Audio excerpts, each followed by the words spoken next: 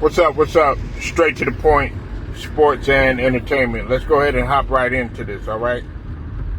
Shout out to the whole Lions Den, basketball, and as well as boxing community, okay?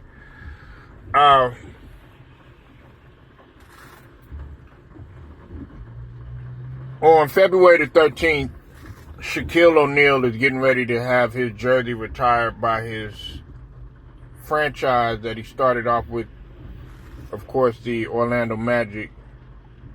He has spent 4 years with the Magic, 1992 to 96. And Gilbert Arenas, several weeks ago, I'm a little late on talking about this, but I thought that this would have been an interesting question as well as a comparison to as well. Gilbert Arenas, former NBA player, on different various podcasts, has a podcast of his own on Gilbert Arenas. He basically came out on record and basically said that Dwight Howard, who is a former big man and standout of the Orlando Magic, spent 7 seasons with the Magic. He basically called Dwight Howard the GOAT of the Orlando Magic, greatest of all time, pretty much. Had the best career. And that led me to talk about this right here, and wanted to compare the careers and their tenures while they were there with the Orlando Magic. Now, Shaquille O'Neal, when he was drafted in 1992, people have to understand that the Orlando Magic were a relatively new franchise. Okay, they weren't relevant or a household name, and people weren't really checking for them. Okay, until Shaquille O'Neal had came, and then eventually Penny Hardaway came, and then they had became a young team that took the NBA by storm. Now, let me start off with Shaquille O'Neal. Shaquille O'Neal was a force to be reckoned with, and people got to understand that we're talking about a young Shaquille O'Neal that was very agile. He could do many different things on the court. Yes, of course, his signature was, his ferocious dunks and his power and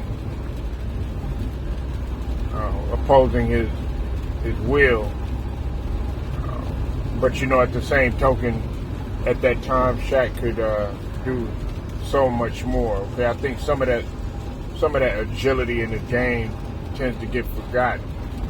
But nonetheless, we're not talking about, talent. We're talking about the career and what he brought to the table in terms of being a big man and that main guy in Orlando, or at least one of the main guys, because some people argue that it was Penny.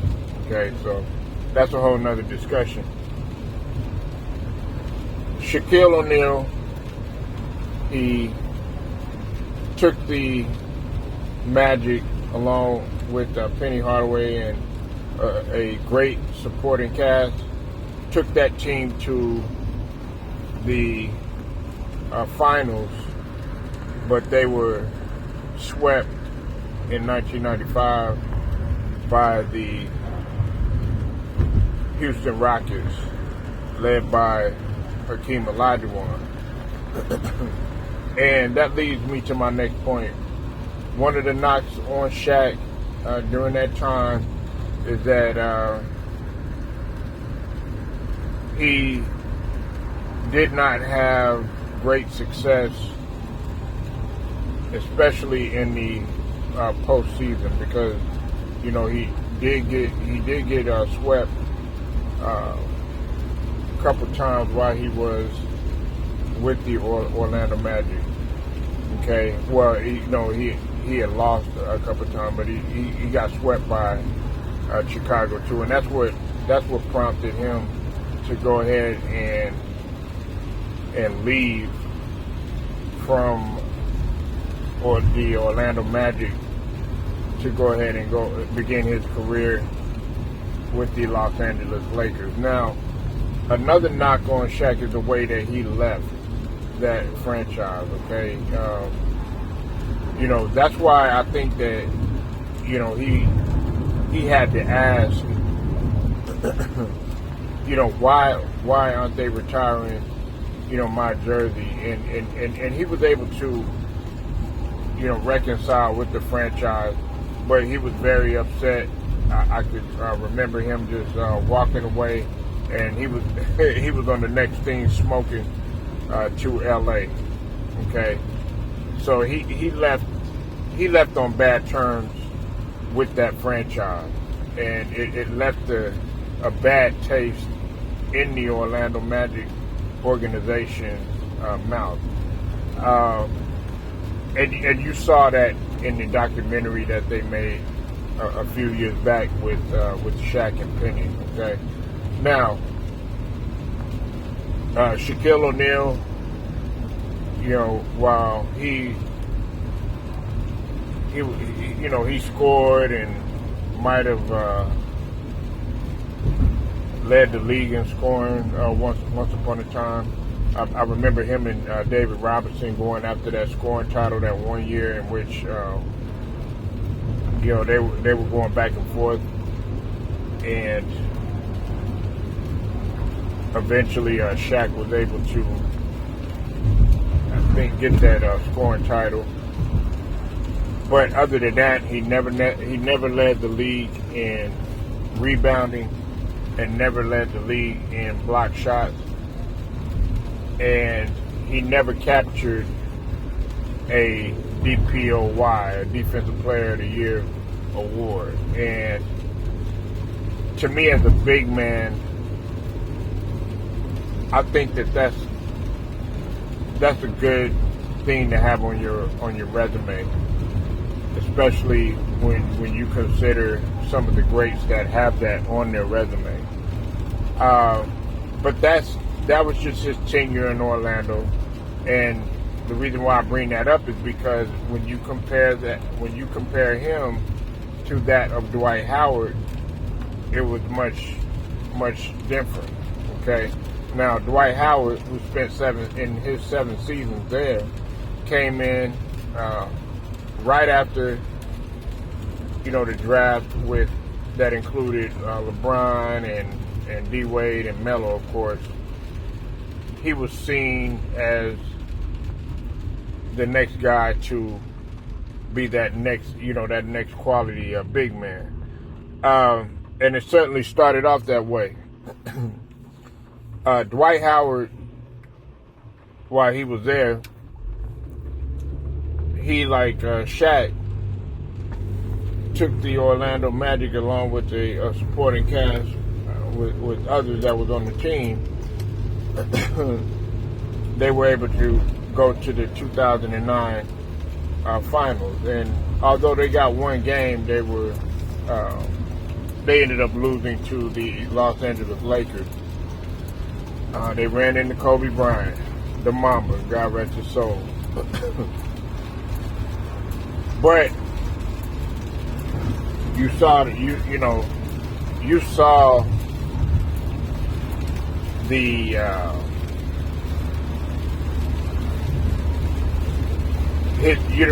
saw Dwight Howard's presence, okay? Especially when you talk about an athletic big man that could defend, okay? You're talking about a guy that led the league in block shots twice. He led the league in rebounding, if I'm not mistaken, when he was with the Orlando Magic. He was the league leader in rebound for 3 or 4 seasons. I can't remember, but I know when he went to LA, he led the league in rebounding too. So I know that he led the league in rebounding 3 to 4 times. And then, of course, what also stands out is that he won the DPOY 3 seasons straight. Okay? And, you know, that right there, to couple the facts of him making several All-Star games and All-Star appearances, also winning a slam dunk contest. You know, not that that's extremely important, but you know, when we talk about the entertainment factor and you know him being with the Orlando Magic, you know, that organization,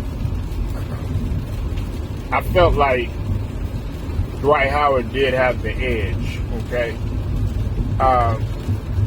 and his resume was a lot better than Shaq.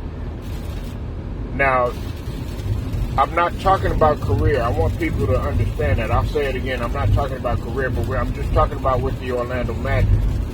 Okay. Now,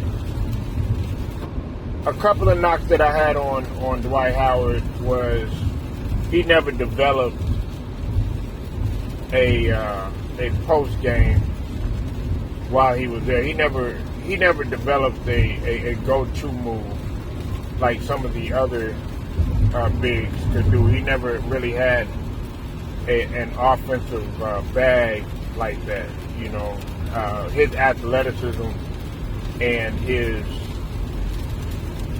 presence on defense is what made up for that. Okay, that was probably the only knock that I had on him. And on top of that, sometimes he could be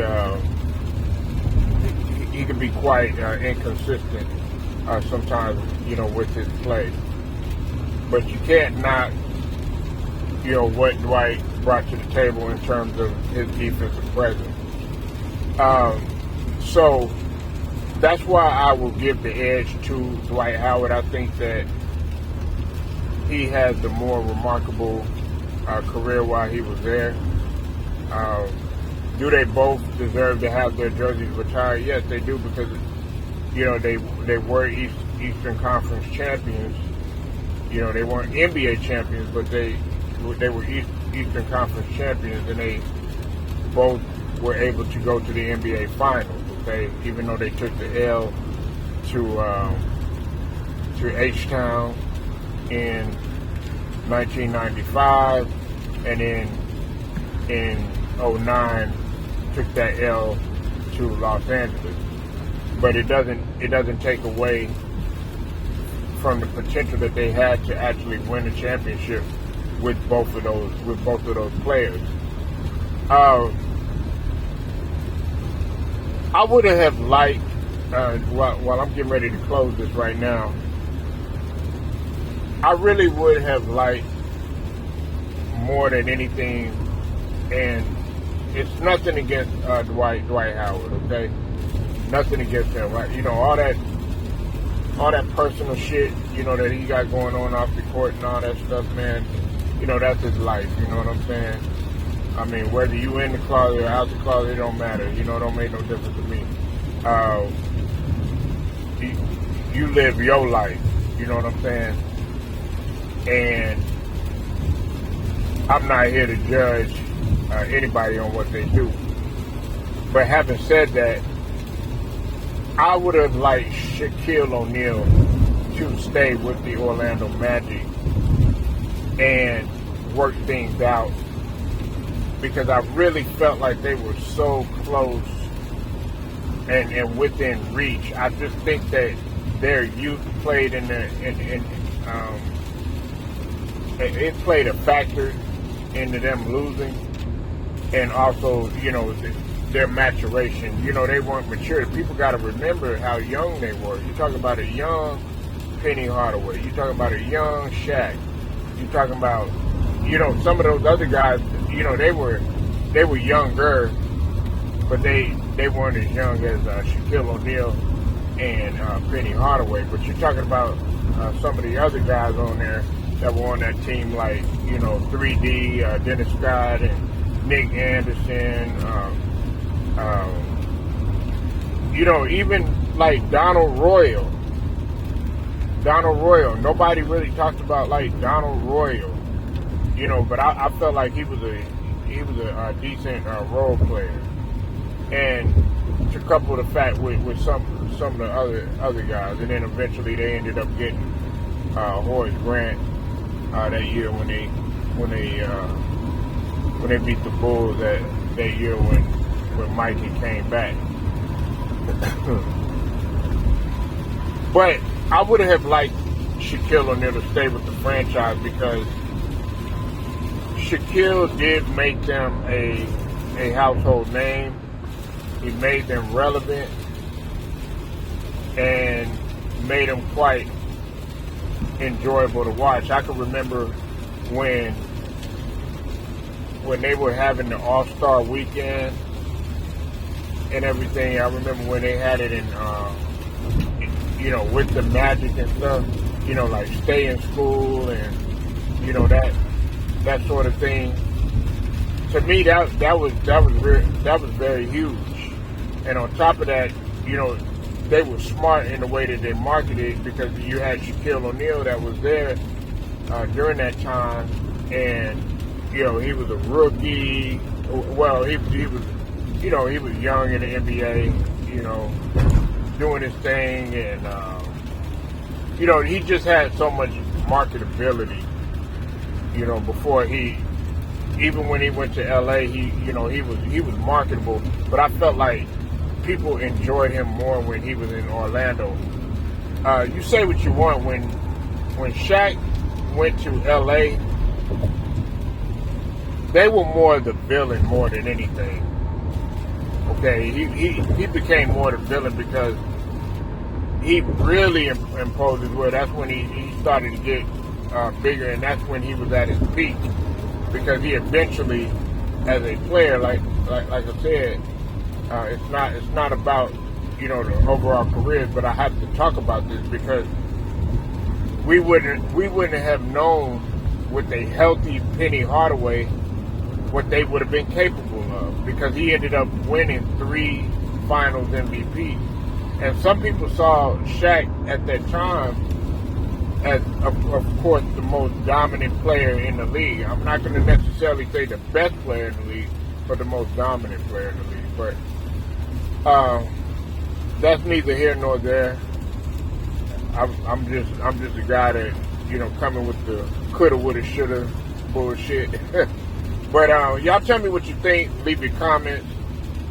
Like the video, share it, sub to the channel if you're not a member, and hit the notifications too. It's straight to the point. I'll get at y'all later.